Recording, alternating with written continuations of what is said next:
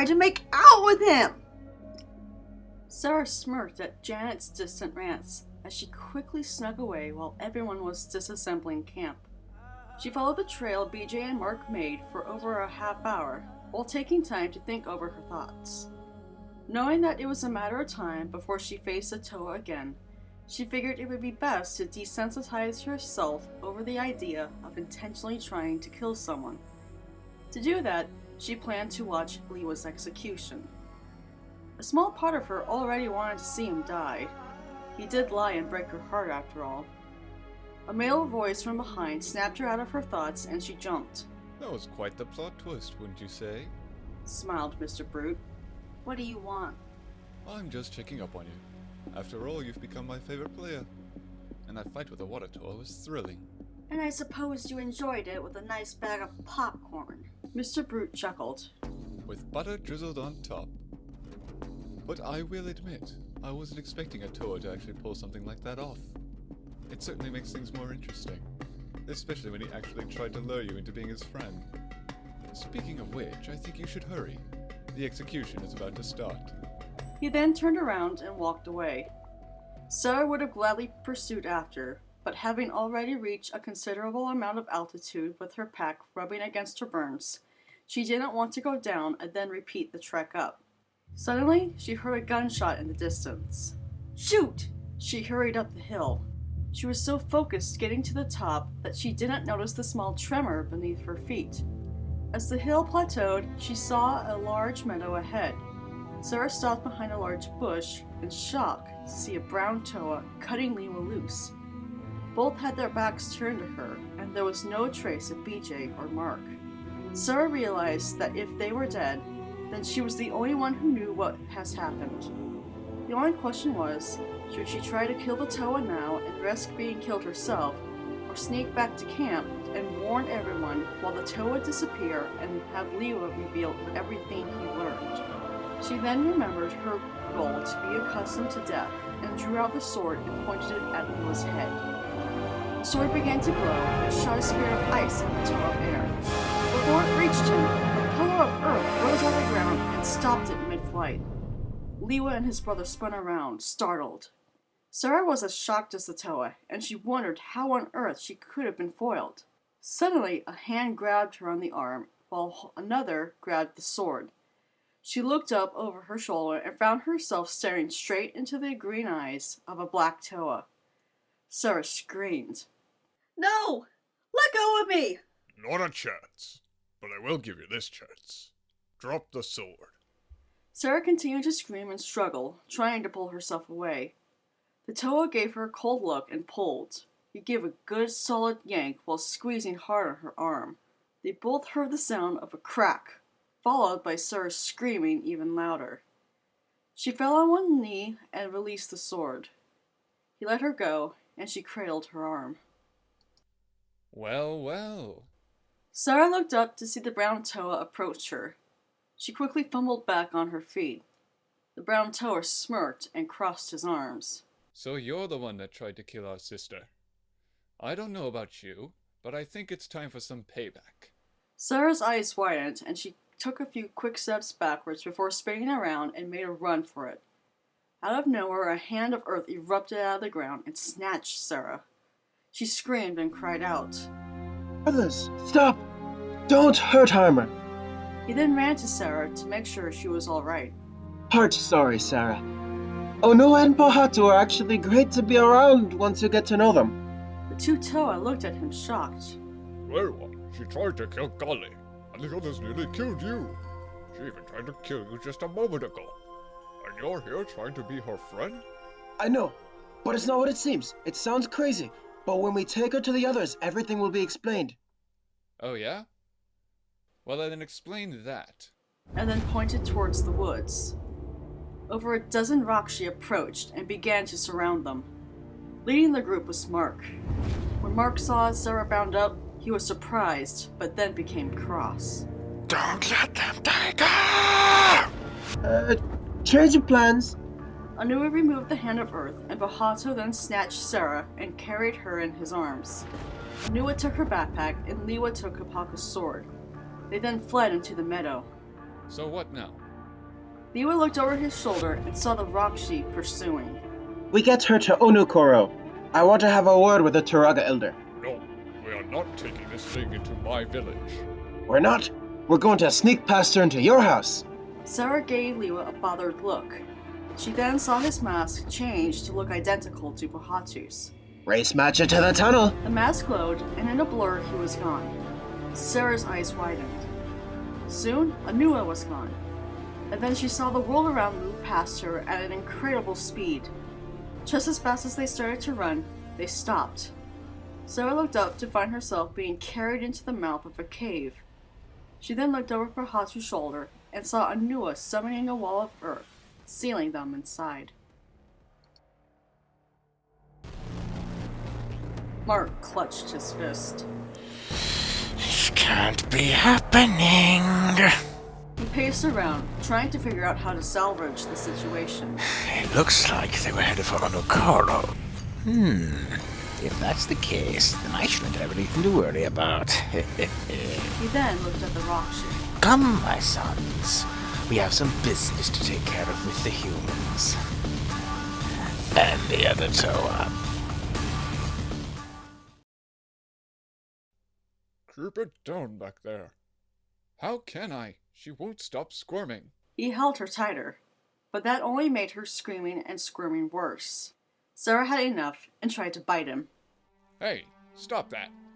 When she didn't heed him, he stopped and, without warning, dropped her. Sarah yelled and landed on her back. She quickly struggled to get up while holding on to her arm. Anua grabbed the arm and she yelled.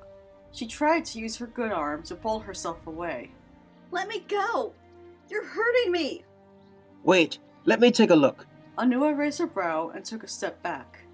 Liwa's mask changed again, this time into an akaku. The eyepiece whirled and zoomed in on her arm. With the mask of X-ray vision, he saw through the flesh. Her arm is broken. He then gently positioned Sarah's arm. Sarah hissed and tried to pull away. When she saw Liwa pull out Kopaka's sword, she looked at him worriedly. Don't worry. You'll be fine. The sword glowed, and a cast of ice was made around her arm. He then stood up and took a step back. Better? Sarah stared down and quietly nodded. Pohatu then picked her up again. This time, she didn't fight back. Liwa smiled. That should do for now. When we footwalk to the village, I'll get to work on the first aid. As Liwa walked down the tunnel, Pohatu exchanged a confused look to Anua. What's first aid?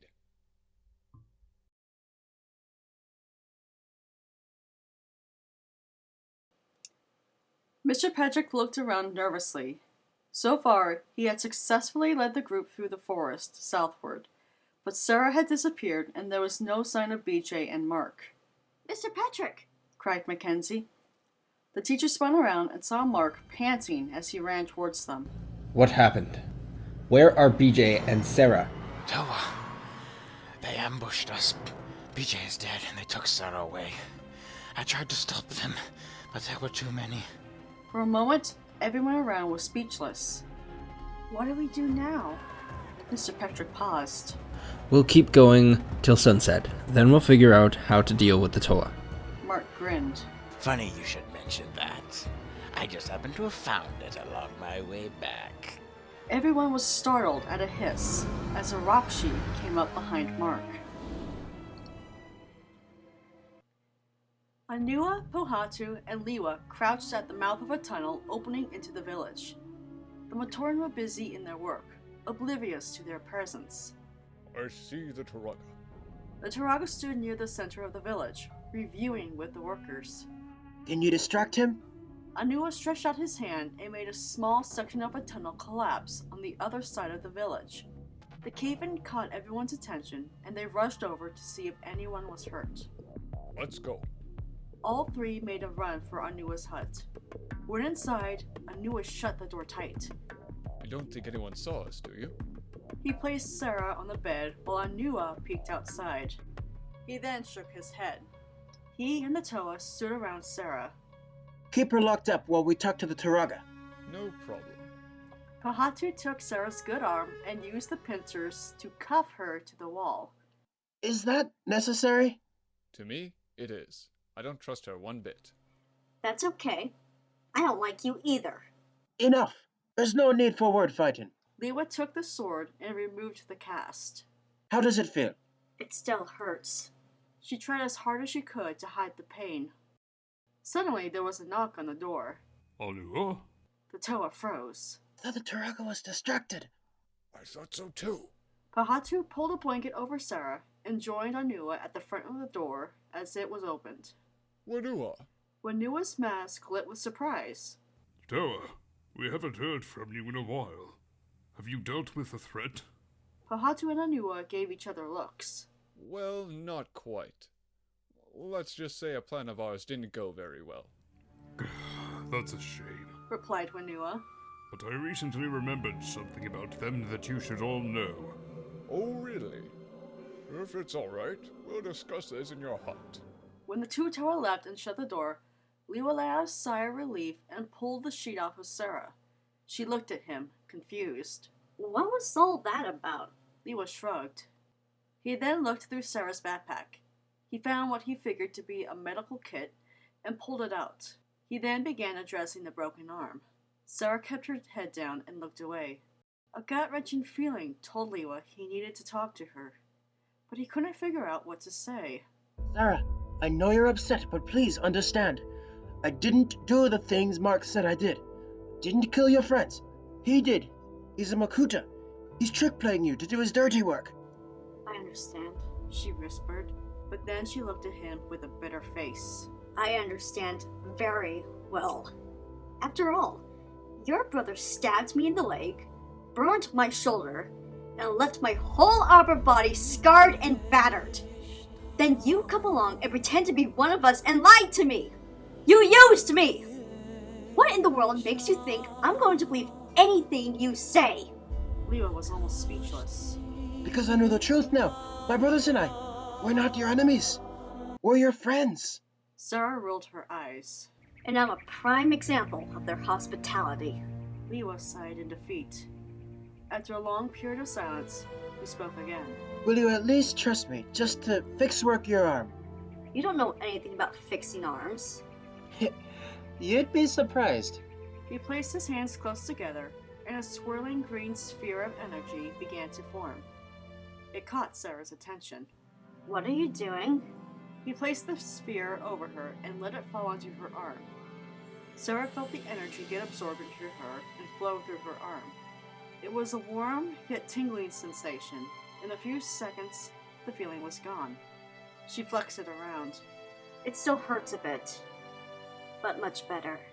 Lewa let out a soft smile before his legs gave out. He used the side of the bed to keep himself up while his head rested on the bed and he closed his eyes. So what was it you wanted to tell us? Whenua put his hand up behind his back. Recently, I remembered that the humans have a unique power. Whenua tilted his head. And what would that be? They have mind-controlling abilities, but it only works when they are calm and level-headed. But they do have an alternative. If they spend enough time around you, they can persuade you to believe anything they want you to believe. A brother of yours could be a spy. The sky is red. Even talking an enemy into being their friend, ally, and protector. Whenua and Pahatu exchanged uneasy looks. Once someone is in their grasp, it's difficult to pull them out, because they honestly believe what they are doing is true. How exactly do you free someone from their persuasiveness? It's simple. Destroy whomever is controlling them. The Toa paused. How do you forget something that important? Whenua shrugged.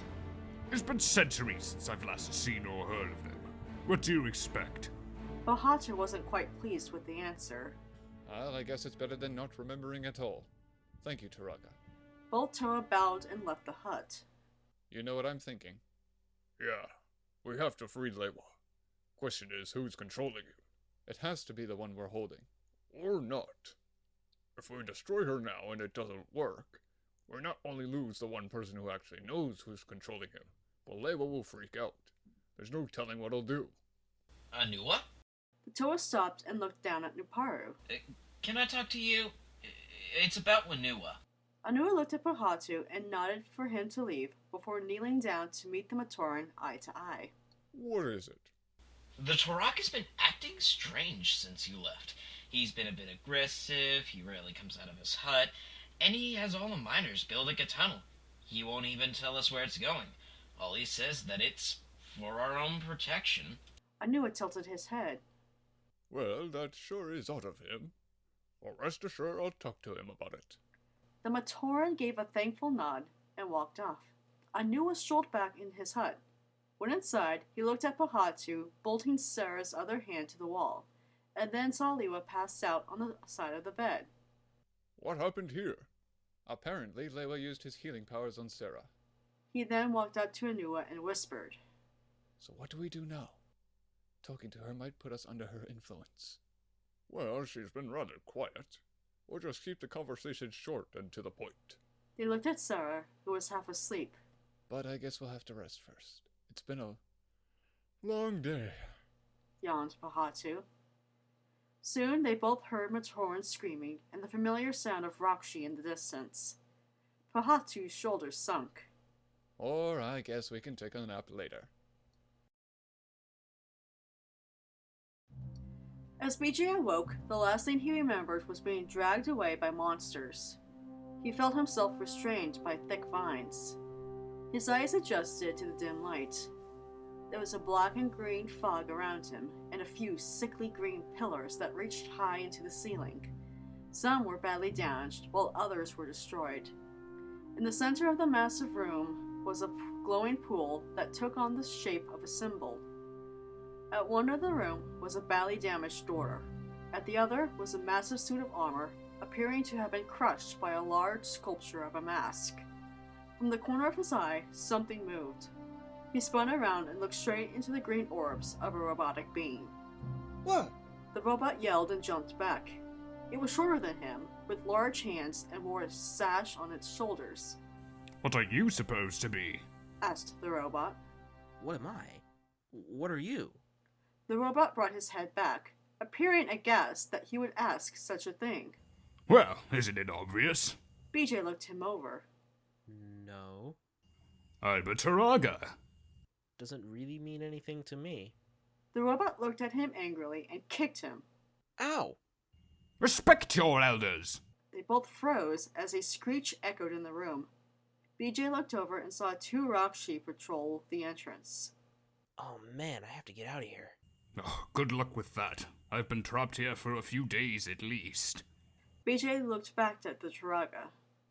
What are you in here for? The Turaga shrugged. I don't know. I was inspecting a tunnel when the world around me went black. Next thing I know, I'm a hostage of Makuta. Along with you. BJ paused as he recalled what happened between him and Mark. He raised a brow and leaned back. Really? Tell me about this Makuta. Pahatu landed on his back with a thud. After slowly getting back on his feet and shaking his head, he saw a beach ball-sized rock and kicked at a Rakshi, knocking it out. Anua used his powers and summoned a hand of earth to crush another. Alirak was about to sneak up on the unsuspecting Toa when a gust of air blew it off his feet and straight into a wall. Liwa then leaned against a house for support. They better not be here for your friend. Growled Pahatu. Liwa was about to reply when he caught something from the corner of his eyes. He looked over his shoulder and saw a Rakshi carrying Sarah away in its arms. No! Liwa struggled to run after her. His brothers followed, only to be stalled by more Rakshi. Sarah slowly opened her eyes, dazed and confused. She looked up and stared at the Rakshi's scaly skin and beady yellow eyes. Its body felt as cold as its appearance. It started to get dark, and she looked around to find them entering a tunnel. Where are you taking me? She began to squirm. Sarah then looked over the Rakshi's arm to see Liwa trying to pursue. Two other Rakshi got in his way. In response, Liwa's katana glowed and a twister erupted out of it. It sucked them in and shot them straight into the ceiling. Suddenly, Sarah felt herself falling. A hole formed underneath her captor, deep enough to bury it up to its waist. The hole closed in and the Rakshi was trapped in place. It screeched in anger. With Kopaka's sword, Pahatu froze the Rakshi, but left Sarah untouched. Whenua grabbed the Rakshi's arms and pulled them apart, freeing Sarah. Liwa came over and placed his hands on Sarah's shoulders. Are you alright? I'm fine. The Toa of Air smiled and then picked her up. Let's get you back inside before the Turaga Elder... The three Toa stopped and stared at Anua's hut. There was a big gaping hole where the Rakshi had broken in. The Toa looked around for a new hiding spot. Hey, Smiled Liwa. I have an idea. To be continued.